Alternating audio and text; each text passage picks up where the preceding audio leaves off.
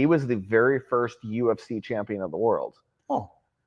And he he got rattled just one day. He just couldn't take a hit anymore. And I was hearing Joe Rogan talk about that. He goes, that happens to fighters sometimes.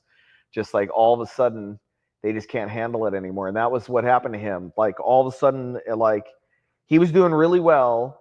And then they did a UFC exposition in a different country.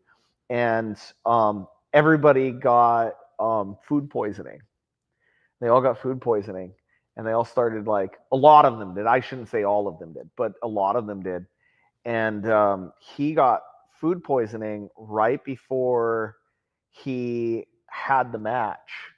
So he was, like, super weak. He'd been up all night, throwing up and everything else. And they said, well, the match has to go on. Otherwise, you don't get paid. And he's like, all right. He's like, all right. So he figured it out. He's like, I'll go out there and I'll do my best. And, of course, he lost. He got his butt kicked. But it was like one of the first times he ever got knocked out. And after that, he has kind of a little bit of a glass jaw. Like he has a hard time. And since his thing is grappling, you have to get hit. So it might be more of a psychological thing. All of a sudden you learned how to get knocked out and you realize you're not that indestructible, and your confidence goes down subconsciously.